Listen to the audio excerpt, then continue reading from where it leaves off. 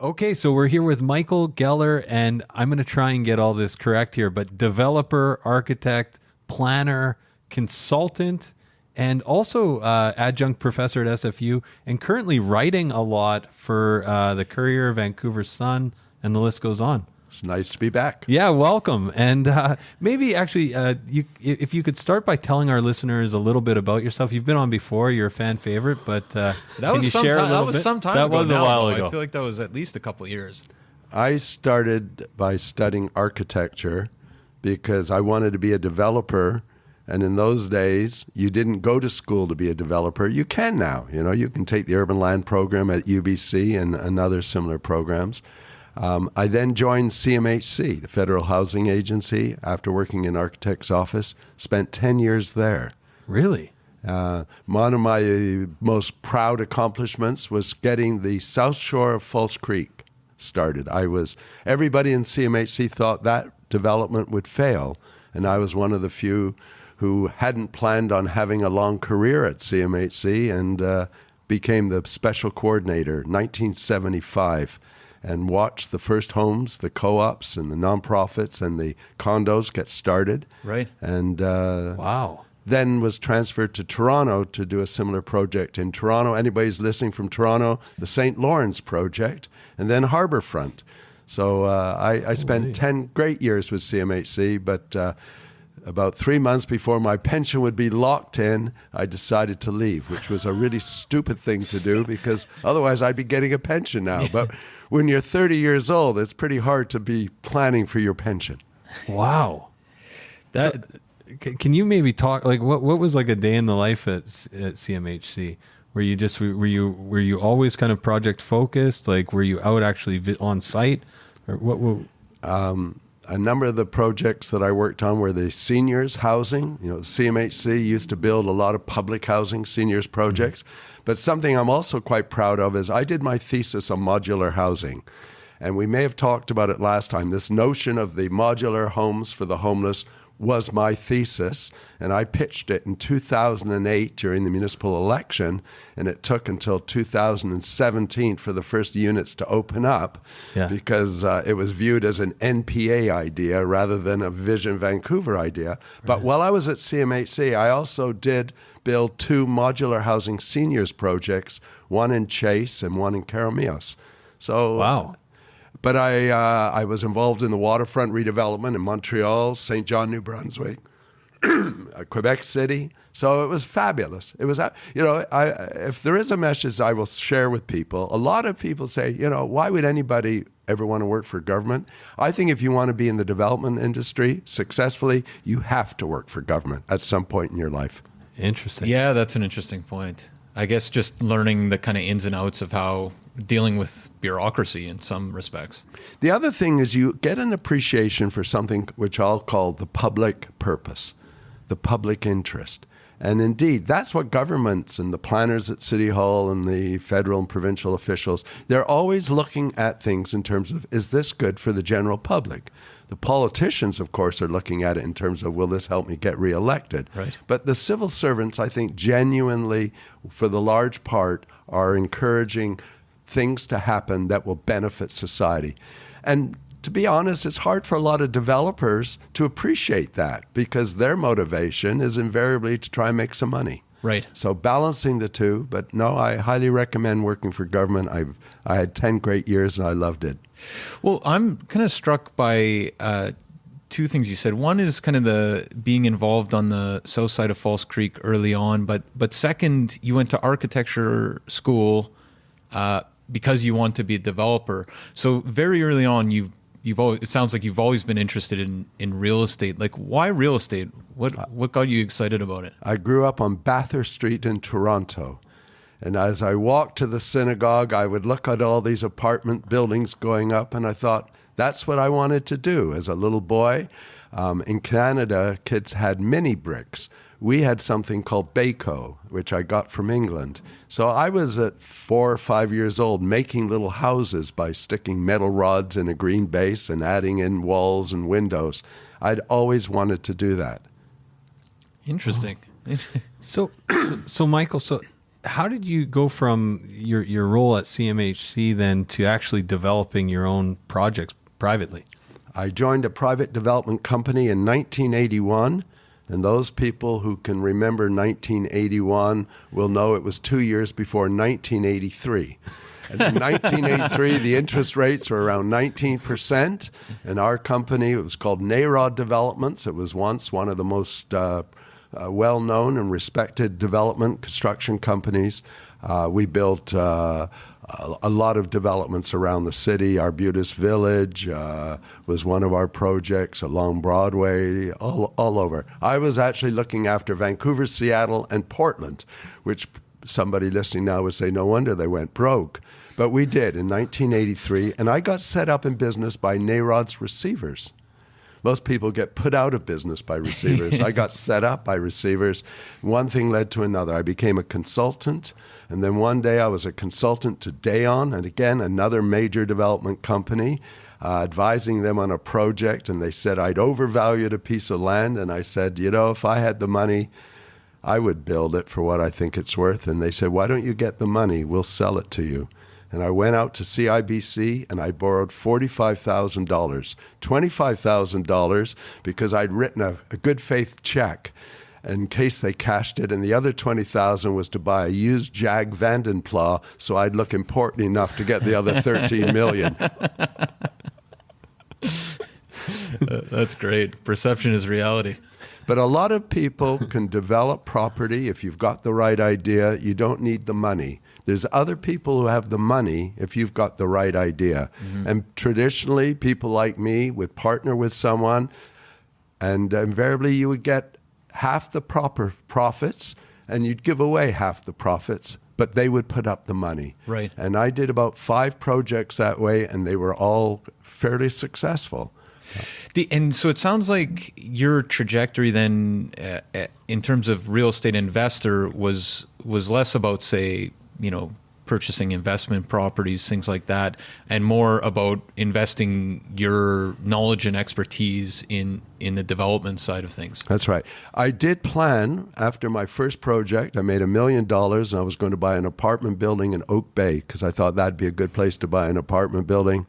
But then I bought a new Jaguar Vandenplas, and I probably slowly watched it all disappear, and taxes and things like that. But over the years, I have bought a little bit of property. But and I once wrote an article for the Vancouver Real Estate Weekly saying the east side of Vancouver is undervalued. You should buy on the east side. And a number of my friends took that advice. I didn't, but they did. And but no, I think what you do is you start small. I hitchhiked to university one day, and a gentleman picked me up, and I'll never forget it. He said, I'll take you down the university, but I have to make a few stops. And after a while, I realized he was picking up rent checks. And he said to me, where do you live? And I told him where I lived. He says, do you own it? I said, what do you mean, do I own it? I rent. I mean, why would I own anything? He says, let me tell you, buy something as soon as you can. And if you can't afford it, buy it with somebody else. And don't worry about paying too much, he said, because over the long term, prices always go up. I think that still applies. That still applies. That's pretty good advice, I would say, as well. Well, Michael, obviously you've been involved in real estate for a long time in Vancouver. You've seen various different markets. You mentioned 1983, but you've seen Vancouver go through some ups and downs, some really big swings up and some downswings as well. Can you talk a little bit about this last downturn in relation to the other swings in the market that you've seen? I have been telling people that for years I was taught that real estate is all about location, location, location. And as a result of the last 2 years in developing 2 small projects in West Vancouver, I've concluded it's all about timing, timing, timing. I had a wonderful product, but my timing was off because government programs came in. What goes up does come down. And I think many, myself and no doubt many people listening to us right now have discovered in the last 2 years, things do go down. You just have to look at property assessments. We've had 2 years of dropping assessments. But that doesn't mean they're going to go down for the next 10 years. They may go down for another year. But ultimately, over the long term, prices do go up. Right. Do you have any thoughts on, we're starting off now 2020, we're in January. Any thoughts for what the market will do this year? My mother used to have an expression, it all depends on the price of tea in China, which meant I have no idea. The irony is, to a large degree, I believe the real estate market in Vancouver does depend on the price of tea Yeah, I in was going China. to say that actually. That's where I thought you were going. Or the cost of goods or trade agreements between China. There's no doubt that our market, a lot of the froth was directly attributable to foreign buyers and especially buyers from China. Our market was very much influenced. And I really do believe that to a certain degree, the prices of all kinds of accommodation, whether it's a condo in Port Moody, if you can get approval to build a condo in Port Moody, or a rental unit in North Vancouver, or a house on the west side of Vancouver, is very much influenced by whether or not there's a strong foreign buyers market. Because there's no doubt, and I agree with David Off and others who point out, that we did reach a price level which was generally unaffordable for just hard-working local folk. So it sounds like if you were to think back about the last kind of 2 years, then foreign buyers taxes, you're attributing a lot of the downturn to specifically that policy and the empty homes tax, others that targeted people that from offshore that it made it Vancouver less attractive. Yeah. In Vancouver, certainly there are three things that have influenced the market. One was the empty home tax. And while I didn't really like the idea of the government interfering with the housing market, I could understand why that would be seen to be a good thing. What did upset me, though, was the fact that it applied to people who owned a second home who were maybe here 3 months a year. And they applied the tax to them because they didn't know how to distinguish between 3 months or 1 month or 6 months and so forth. The other thing, though, that has had a real bearing, I think, is the new regulations regarding Airbnb. I mean, again, you know it, I know it. A lot of people were buying condos, keeping them as investments, renting them out as Airbnb. Once the city started to crack down, and other people on Twitter were reporting units that were violating that rule, right. I actually think that the Airbnb restriction had as much impact as the empty home tax and the so-called speculation tax in terms of bringing some more rental units to the market. And to Max Fawcett and others who said, hey, Geller, you said these programs weren't going to work. I acknowledge that the combined effect of those three programs, plus the foreign buyers tax, plus other things, it does appear, according to CMHC statistics, that more rental units did come onto the market in the last year, especially in the downtown peninsula. Mm-hmm. Maybe thinking about where we're at, and it seems like we've had a couple good months here. The last half of 2019 was better.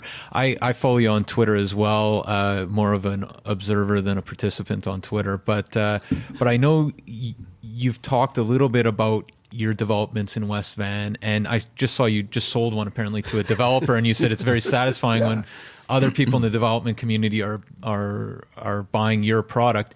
Can you talk about kind of about that experience of getting caught, having bad timing in the market? Because often people say, it's impossible to time the market. But that experience, and then kind of how the last couple months have been and what you expect for 2020? Yeah. There have been more sales in the last 3 or 4 months. But I think it may be because a lot of vendors are just becoming more realistic. And we did sell, I had partners on one heritage revitalization project. I had a beautiful home. It sat on the market for over a year. But eventually, you just get so fed up that you decide, I just got to sell it. Or your partner says, I got to sell it. I actually was willing to hang on because we'd pretty much paid off the bank debt. But my partners wanted to sell, and we did. I did just sell. I have a development in West Van. again, it's the kind of thing I was encouraged by the municipality to do it. I bought a heritage house, I moved it, I split it into two, a single level suite, a beautiful restored house, got approval to build 2 infill units. I thought, how can I go wrong? In Ambleside, where everybody's building 4,000 square foot houses, I can have much smaller units. Well, it's a strata, and a lot of people in West Van are nervous about buying into a strata. In fact, it's probably a really good idea. Right. But it's different. Fortunately, the project's now just finished, just got its occupancy permit, and it's a nice development. And as you said, a guy who actually monitored developments for all the other developers in the Lower Mainland, he's the guy, and his building in Vancouver, he and his wife just bought yesterday the Heritage House, and it is gratifying. And I'm going to tell everybody I know that a builder bought my house, so that must be a testament to its quality. Congratulations. It must be. I mean, that's really great. Maybe moving to maybe a question about the Vancouver market, and then to some solutions, because I know you're an ideas guy. You got a lot of ideas about how we can provide some new solutions to the housing woes of Vancouverites. But do you think the housing market here is broken, first of all, as a first question? In some respects, I think it is broken because, for one reason, land prices got out of line. And so although now I think there's a new attitude towards densification, we're talking about allowing small apartments to be built in single-family neighborhoods, and some people are alarmed by that, but we did that in the past. It's a good idea. But when you think about it, that 50-foot lot, even if you can't put a 10-suite apartment building on it, it's probably worth $1.5, $2 million, depending where it's located, or $1 million.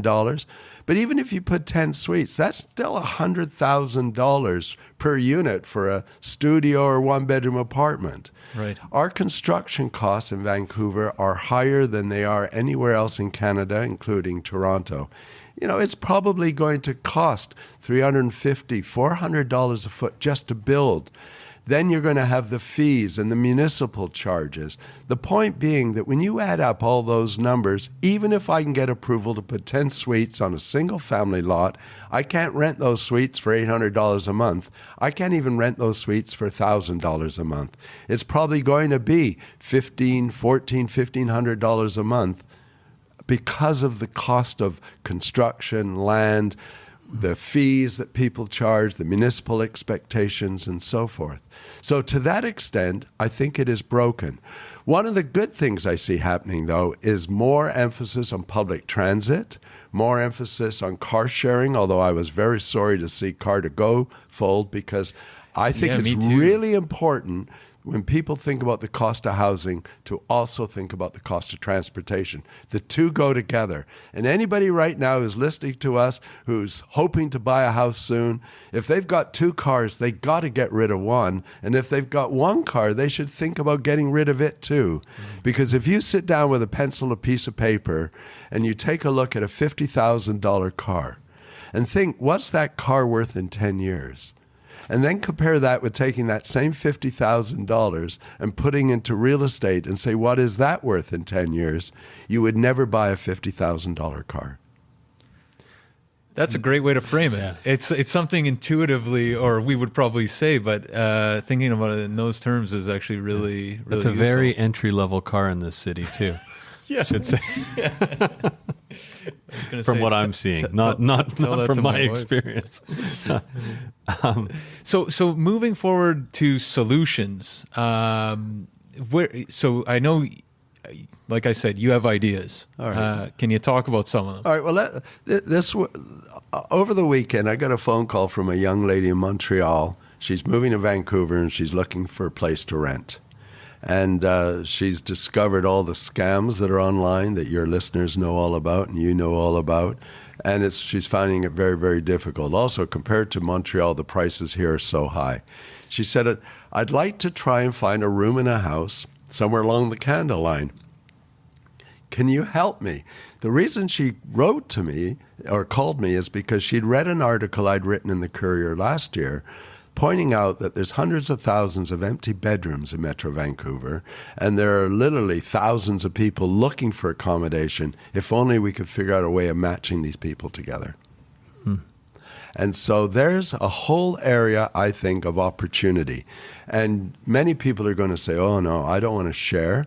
But a lot of people are willing to share, especially if you could know that your initial relationship doesn't have to be for a year or 2 years. Like maybe you could sort of go on probation in your relationship like you do when you join a company to take on a new job. So we would actually need to change the Residential Tenancy Act in terms to accommodate room sharing. That's right. And be a bit more lenient. Is that the big hurdle, do you think? Like this idea that people are fearful of taking on a short term or a tenant, someone in your house, yeah, right? Yeah. Somebody that there's often partition walls in the bedroom, but not in the main living space. So if it goes wrong, it has the potential to go very wrong. Yeah. Right. So we need to, I think you're absolutely right.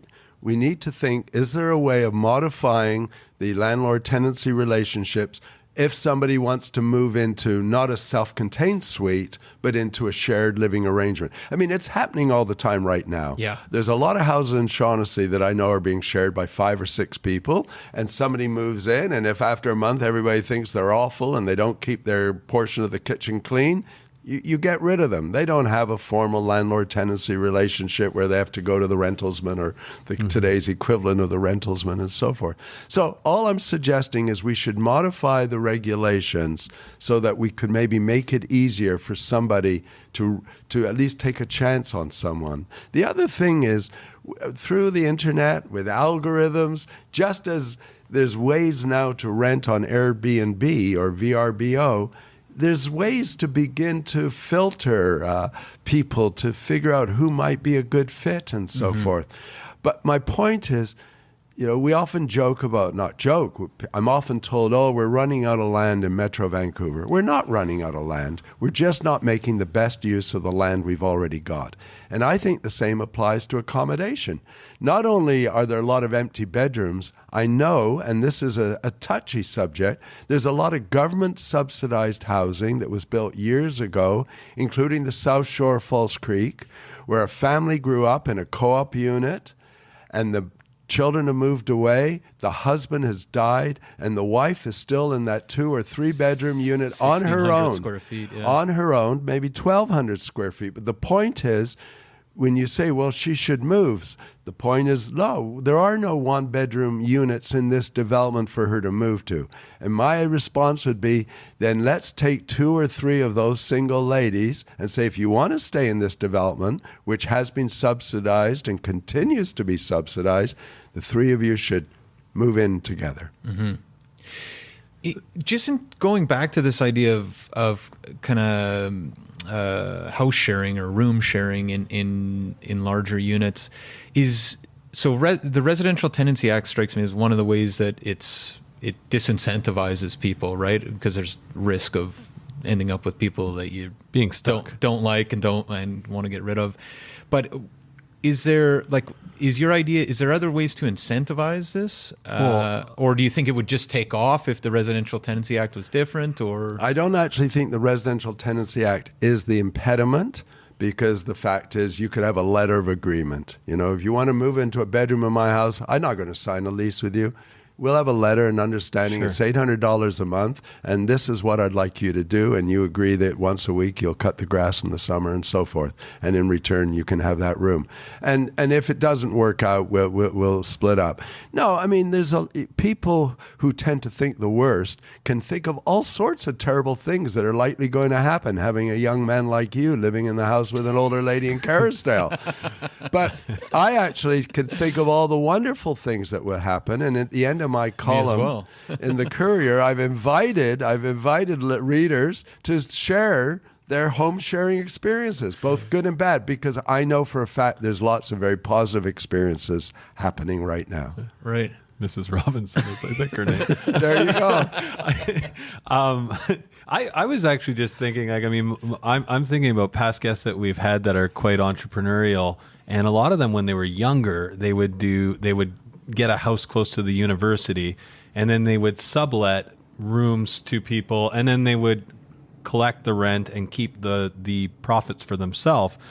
But we actually had somebody on recently who was talking about there's in the US there is a guy who's got a new model for kind of doing Airbnb, where he's speaking to landlords. He's taking on the head lease. He's subletting it on Airbnb and sharing in the profits with the landlords. So he gets, potentially a couple hundred Airbnbs up and running, and he's splitting the profit with the various landlords that own the property. He has very little risk. I'm wondering if like a model like that for a young person that wants to go get a house in Shaughnessy and speak to the landlord about just even sharing in the profit of subletting some of the rooms, right? I mean, there's a lot of ways that young people could be creative about There's this, also just thinking, there's a house I know by the Joyce SkyTrain station right now that is divided into many rooms, and the tenant, there's a head tenant who rents house for over market, like $6,000 or something like that. And she has students from all over the world that she feeds, but apparently she's clearing over $10,000 a month herself. So it's kind of speaks to that. Like, it's happening right now, but not at the kind of level that the Airbnb model that you just described was happening extensively in Vancouver and may still be. So in other words, there are investors who own the units, but they're not running the Airbnb. Right. There's a broker, if you like, an entrepreneurial person who's basically doing exactly as you say. I had to go to Toronto last year and decided to experience living in a Toronto condo by renting in an Airbnb rather than staying in a hotel.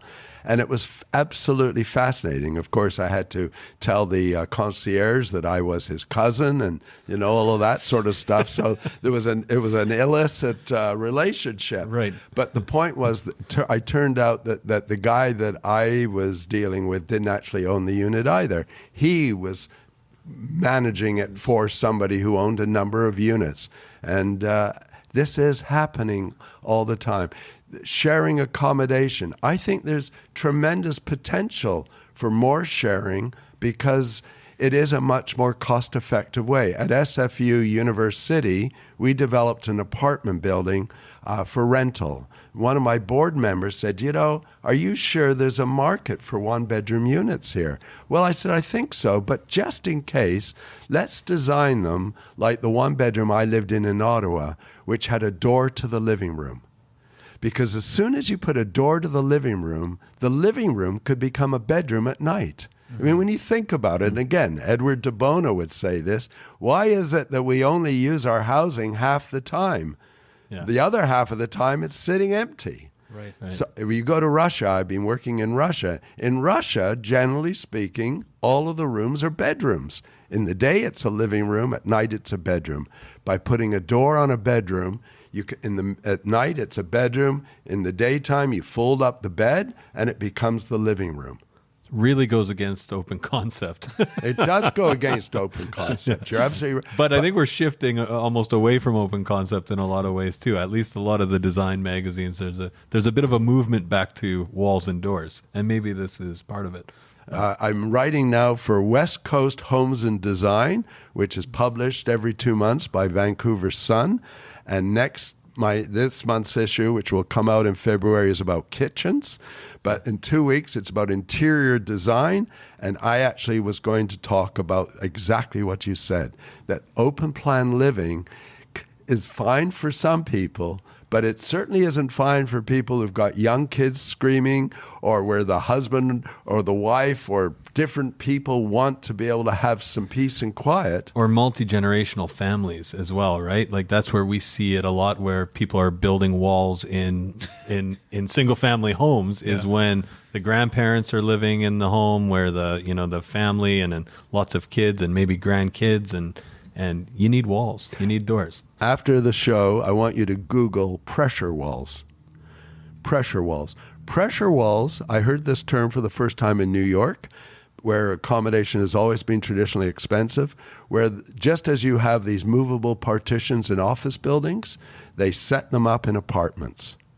so that you take that living room, and not only do you put a door to the living room, you put a pressure wall down the middle, and as long as each half has some natural light, you can now have 2 people sleeping in that living room at night.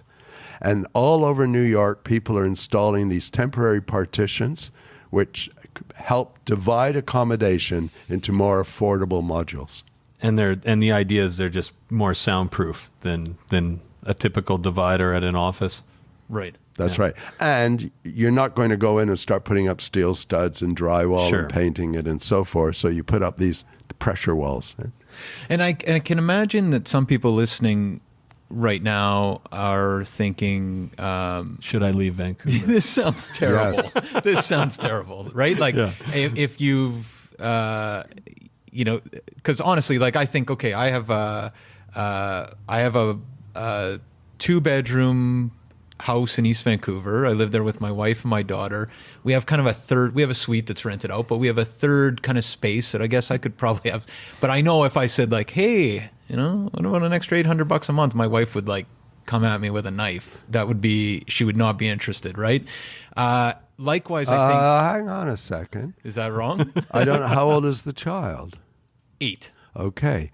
But if that person was a au pair moving Right. from Europe, who's going to pay a modest rent, Right. who's very accommodating, will look after your daughter when you two want to go out or when she's at work, or take your daughter to school and pick her up as part of the accommodation, all of a sudden, instead of it being such a negative, as long as you don't pick the third person, Right. she gets to pick that person, Yeah. it may well work.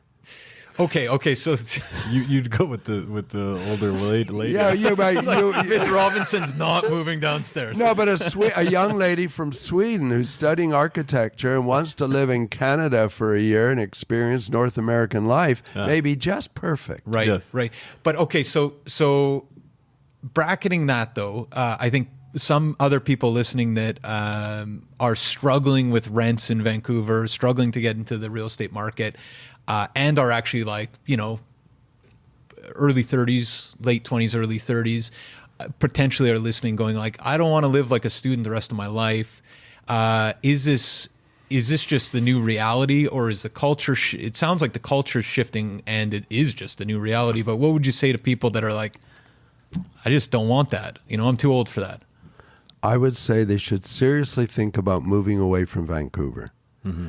And indeed, I know that the jobs are here, and people think there are no jobs in Castlegar or Merritt or Trail or Prince Rupert. There are jobs there, and there are also wonderful ways of life up there as well, or out there. And indeed, whenever I hear a young couple saying to me, I say, "You're going to have kids?" And since I'm not an employer, I can ask them that question. They say, we don't want to have kids until we have suitable accommodation. And to me, having had kids and deciding it was a good thing, I would say to people, you're better off moving away from Vancouver, where you can afford accommodation, where you can have a different way of life. And it's amazing. A number of years ago, I did a bit of work in Trail. All I knew about Trail was the Trail Smoke Eaters. That's the name. And they call the hockey team the Smoke Eaters because there's a lot of smoke. Well, there was a lot of smoke. But Trail is an incredible community, and I spent a week in there, and I wrote a column about it, suggesting that there are lots of places like Trail throughout British Columbia, throughout Canada, where you can have a very enjoyable life, where you're not paying 50 or 60 or 70% of your income on accommodation. Right. And I don't think there's anything wrong with deciding to move to Vancouver Island, up to, Duncan or somewhere else where, you don't immediately talk about $1 million house or $600,000 apartment. For $600,000 in a lot of these places, you can buy one of the nicest houses in town. The other thing I see is what happened in London. I was in London on a stopover from Moscow a couple years ago and went to the pub. And it was busy. Thursday night, the place was hopping. And I said to a young lady, is this place always like this? Yes, she said, generally, but especially on Thursday. I said, why not Friday? She said, people go home on Friday. I said, what do you mean? Well, she said, most of the people that I work with and most of the people around here, they don't live in London. They live 2 hours, 3 hours away from London, but they come in Monday morning. They share a suite or room or a house, apartment with other co-workers often. And then on Friday afternoon, they go back to their home. And I wrote about this, and somebody said, it's not just London, it's happening here. I said, what do you mean? They said, there's lots of people commuting from Nanaimo, coming in from other parts of British Columbia.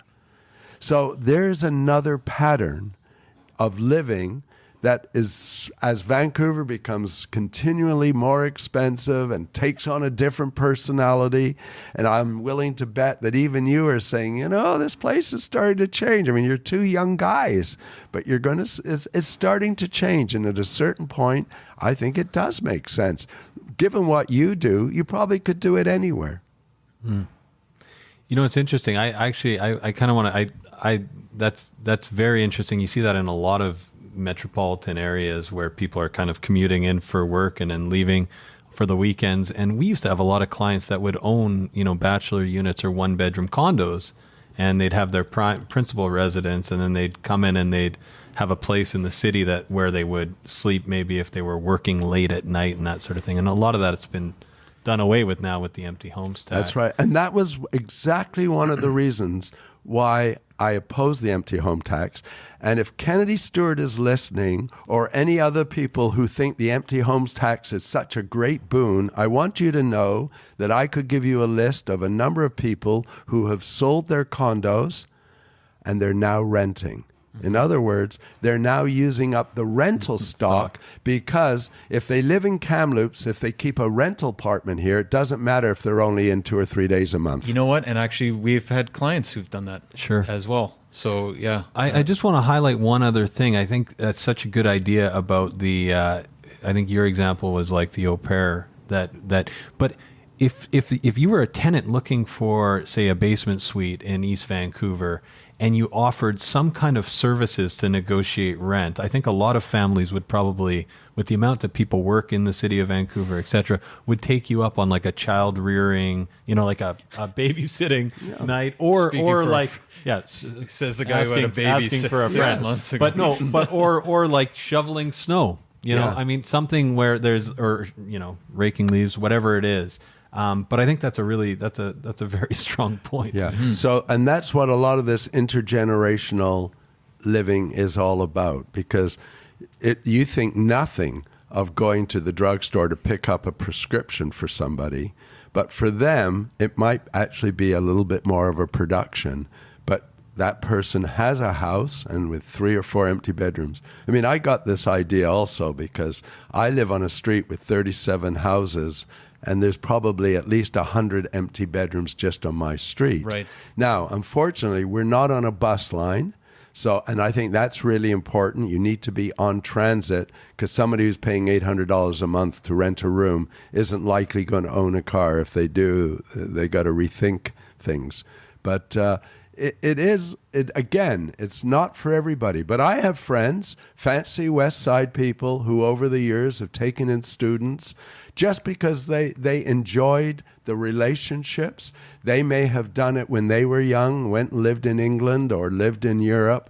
And again, it's really important not to assume that just because you wouldn't want to do something, it doesn't mean others don't want to do it. Right. And I think at different stages of life as well, right? Like the kind of social component of that for some people sounds like, depending on where you're at, is a real benefit. Mm-hmm. Maybe shifting gears. Yeah, I want to talk about assessments a little bit. Yeah. The BC assessments came out. We just recently. had Andre Pavlov. We just had Andre Pavlov, who actually, that was Vancouver Real Estate Live, not the podcast, because he was saying he had an idea about how the taxes and the assessed values should be related, and it was different than they are currently. Sounds like you have some ideas on that as well. Can you tell us a little bit about your ideas on how BC assessment should make some changes, or at least the taxation policy? Well, first of all, I hope all of your listeners who are interested in what houses or apartments are worth are aware that anybody in British Columbia can easily look up at no cost the value of every piece of property in British Columbia. You just go to bcassessment.ca and you plug in the address and you'll get its valuation. And then if you sign up, then again, for no cost, not only do you get that information, but you can start to get additional information, including what was the average increase or decrease in the overall municipality last year, and what is the overall increase or decrease for that particular property. And that begins to give you some information. I never took much interest in property assessments because for a long time, they generally bore absolutely no relationship to the value of a piece of property. But in recent years, certainly in British Columbia, I think the assessments, in many instances, are becoming more and more accurate as algorithms and other forms of applying sales information can be inputted into the data. But my point, a number of years ago, I owned a single-family house in the Southlands area of Vancouver and an apartment in the Bayshore development that I had managed, and they were both assessed, make it up, $2.5 million, and so the taxes were the same. But I thought, this is wrong because that apartment is very sustainable. It doesn't, first of all, it doesn't even have garbage collection. We pay for the garbage collection. You didn't have to build a lot of roads or sewers to service it, excuse me, compared to my house, which was literally at the end of the line. And I started thinking, we need to distinguish between how we value and determine taxes for a single-family property compared to a multifamily, especially when we're trying to encourage people to move into more sustainable multifamily properties. Right. So my first suggestion, and I shared this yesterday with a former Liberal cabinet minister who I was talking about things that could be done, is to say, let's separate residential into multifamily and single family. Recognizing that maybe people who choose to live in a single family home should maybe pay a little bit more. Then the next thing is, all right, let's talk about commercial assessments. Because again, most of us don't care about commercial assessments. We don't own commercial buildings. But what we have noticed is many of the businesses, the dry cleaner or the little cafe that we love to frequent has moved away or closed down. Mm-hmm. And they're closing down because of the way we assess property taxes. We don't base them on the value of that dry cleaning shop and how much money the owner or the operator earns every month. It's based on the fact that that site is zoned for a 24-story apartment building with 2 levels of retail at grade. We need to change the assessment system so that we recognize what is the current use as well as what is the future use so that it's more equitable. And I think you highlighted this, but just to be clear for listeners, that the latent value in land that ends up in the taxation then is passed on to the tenant, not the landlord. That's right. Well, right? Just imagine right now when you rent an apartment, you pay $1,400 a month. You then pay your cable probably on top, and you pay your electricity on top. You probably don't pay gas on top, although in time people will be paying their own gas bills as it becomes easier to meter.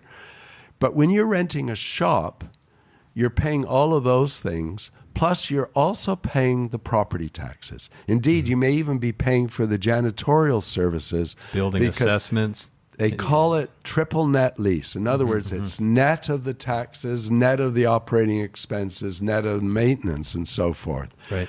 And so in some instances, that because a property is zoned for future development, and given what has been historically the price of accommodation, the taxes may be as high as the taxes may be as high as the rent. Right. Now, interestingly, for residential properties, if somebody is living in an area that's being rezoned or designated for higher density and their value goes up, and if you're, for example, if you were living along Cambie Street, all of a sudden that $2.5 or $3 million bungalow is worth $8 million. And when it's rezoned, it may be worth $10 million. There's actually a provision in the Act that says you can apply if you've owned that property for 10 years or more and plan to stay there for an exclusion under something called Section 19.8. Write this down if you're in this situation. Not a lot of people know I about can this. save you $5,000 a year and probably or more in your property taxes. But the point being, you can apply to be assessed at the lower value, even though one day. Now, some people have said to me, that's not fair. And they're right. It isn't fair. All of a sudden, your $2.5 million home is worth $8 million. Why shouldn't you pay more taxes? And if you're older, you can defer them.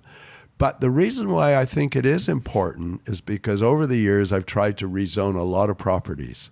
And very often the opposition to the rezoning was no, because if this is designated for apartments, our taxes will go up. Mm-hmm. So if you can say to the neighborhood, no, your taxes won't go up, because you can make application under this section of the Act, it might make it easier to rezone property so that a more appropriate, higher and better use can be put in place.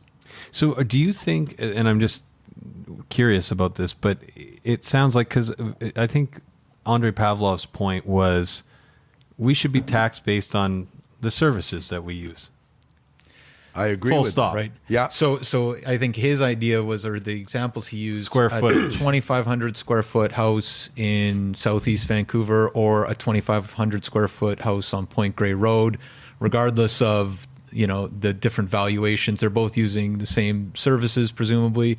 Therefore, they should be taxed the same. Okay. But in your case, it sounds like there's a kind of component to push people towards the type of housing that's going to. It's more incentivized towards multifamily living. Well, it wouldn't be the first time that governments use taxes to promote certain policy objectives. I like this idea, yeah. But I think I will take one aspect of what Andre said, and he is a colleague at SFU, and he's a smart guy. Most definitely, yeah. And in fact, we both bought apartments, one above the other, in a building at University, and we both waited a long time to see it actually increase in value, but eventually it did.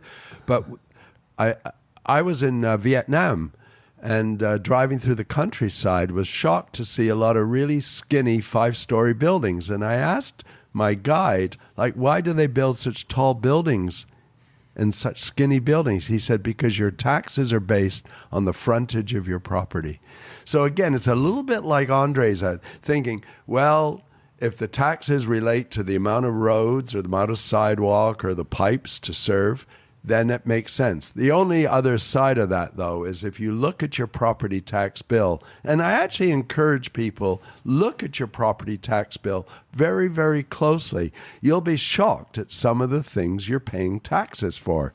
You're actually paying one line item towards BC assessment for the assessment. Yeah. Even you didn't know that. You're paying for transit. You're paying for a whole pile of other things. Right. So and of course, school taxes is a major component. Right. And so you have to recognize it's not just the roads and the pipes and the sidewalk. There are other components as well. Mm-hmm.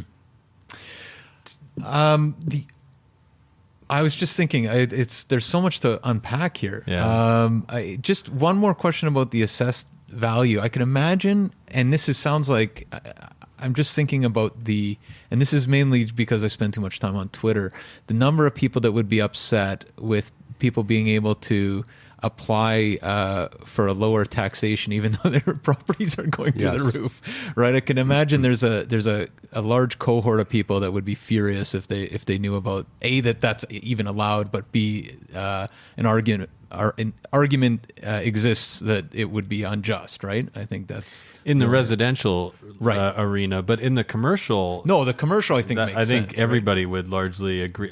Most people want the mom and pop shops, the cafes and stuff. People want those to stay, right? I mean, the general public, you would think.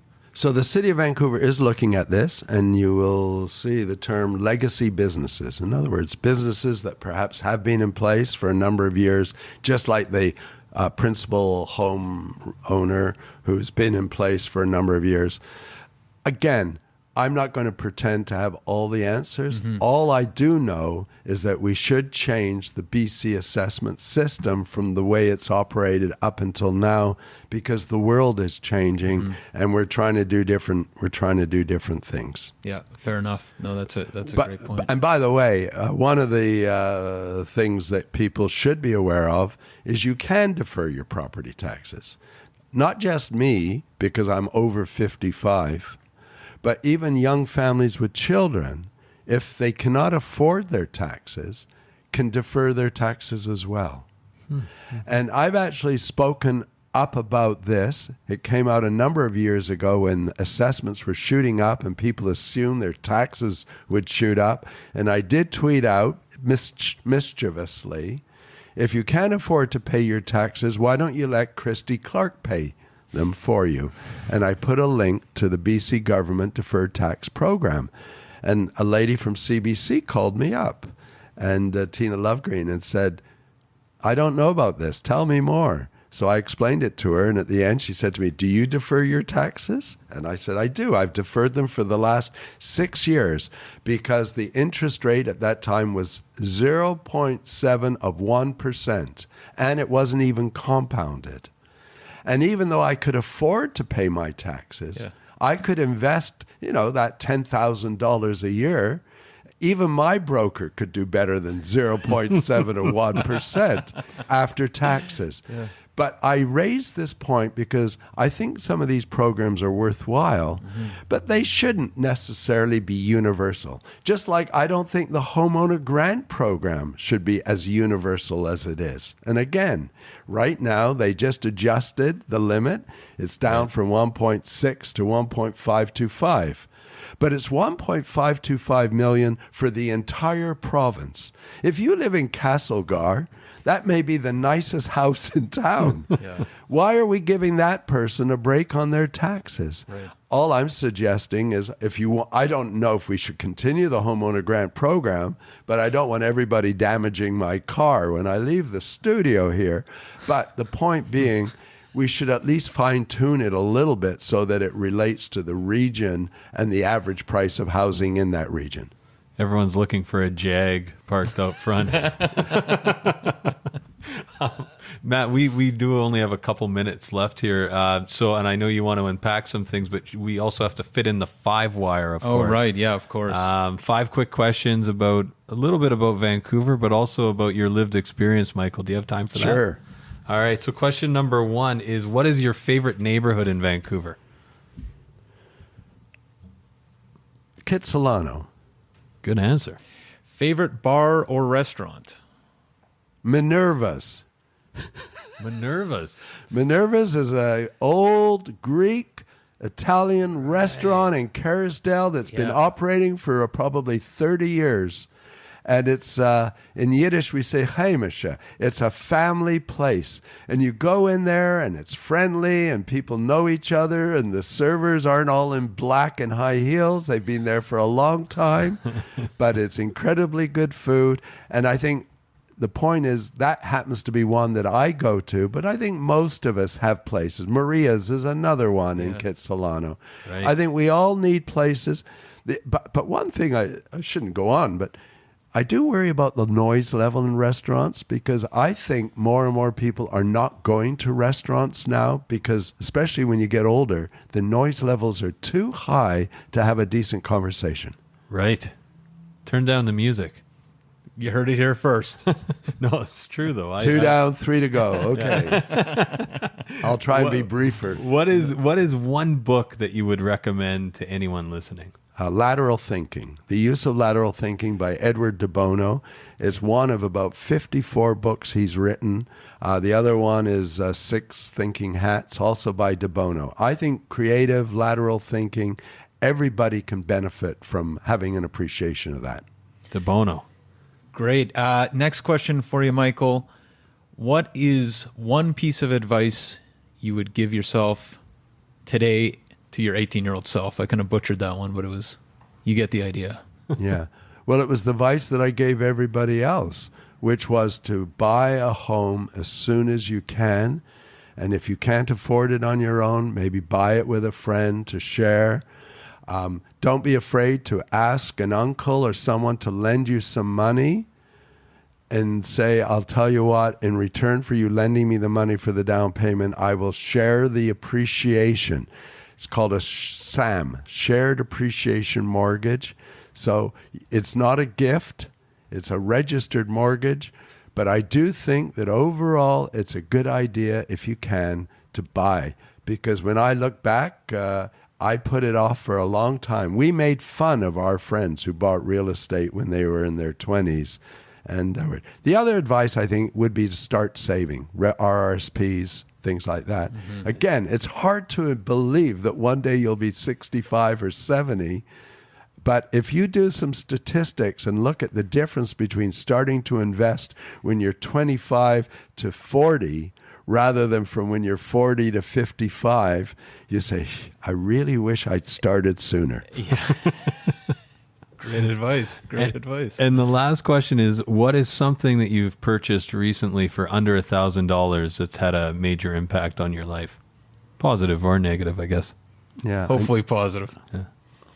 Some blood pressure pills, I think. Is that when you're thinking about property taxes? Those come in handy.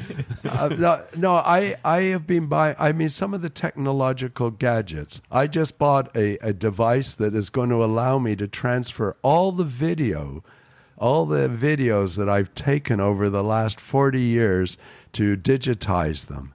Oh, and nice. And so I think we all have these memories. We have books. Many of us have books full of photographs. Right. We got to start digitizing this, because as we move into smaller places, we don't have all that room.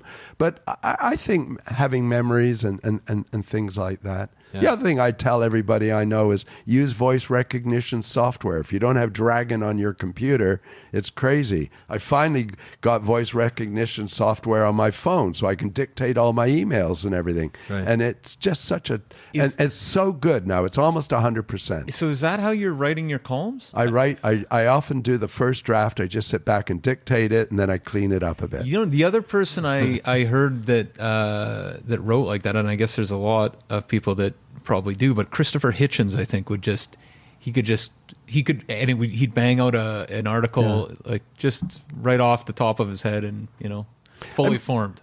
But for correspondence, if for work, I go to meetings. I don't type in meetings because people think you're sending tweets out or something. So I write down notes just like you are. Yeah. But at the end of the meeting, I go back and pour myself a drink and then dictate notes. And by the way, I do encourage people. I got this from working for government, but you should document these things. But it's easy with voice recognition software. You just dictate it, clean it up a bit, send out the notes, and you'll never regret the fact that you have all those records. You can do your diary that way. I actually encourage people to keep a diary, because 20 years from now, it's really interesting to look back and see, what was I thinking when I was 35? Yeah. Might be scary.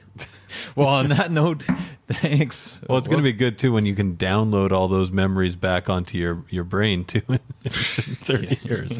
That's a real possibility. But thanks for your time, Michael. That was fascinating as always. And thanks again. I hope you can edit this into something that's a little more coherent than I was. Here, Michael, actually, we should say, though, how can people find out more about what you're doing? And I do keep a blog.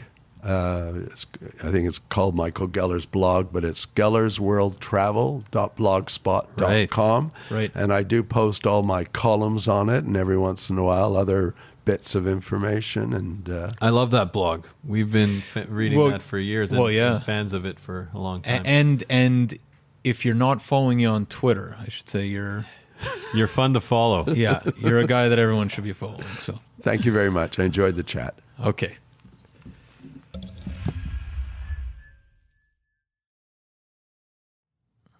Hey everyone, if you're still watching, I think that means we've had another successful interview on the Vancouver Real Estate Podcast.com. That interview flew by. It was one of the better ones. There for were sure. some great jokes. I'm still laughing about that one joke. And what a great guest. It was one of the best. We should say this is pre-recorded. This is pre-recorded. I've been drinking this coffee on and off for weeks. and I'm still fasting. Yes. I'm feeling very good about where I'm at. I didn't even know you were fasting. But make sure that you do subscribe somewhere around here. Right over here. And, I think it is right and over here. join us for our live events. We're doing the Vancouver Real Estate Live. There's no reasons why you shouldn't subscribe here.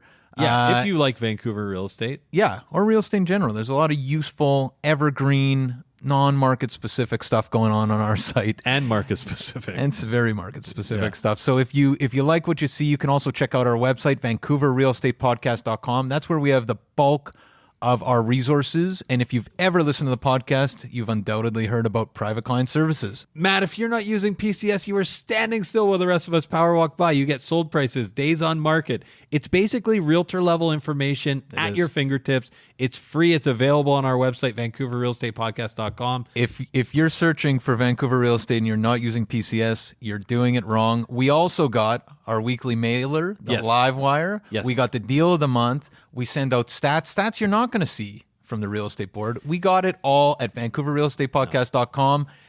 If you want, sign up over there. Or if you want to talk about real estate or anything really, give me a call. 778-847-2854 or Matt at VancouverRealEstatePodcast.com. Or you can try me at 778-866-4574 or Adam at VancouverRealEstatePodcast.com. We also got that secret line. Info at VancouverRealEstatePodcast.com. God, is that you? No, it's Me, me, Margaret. Wow. All right. That was a bad joke. All right, come on. Have a good week, guys. Take care.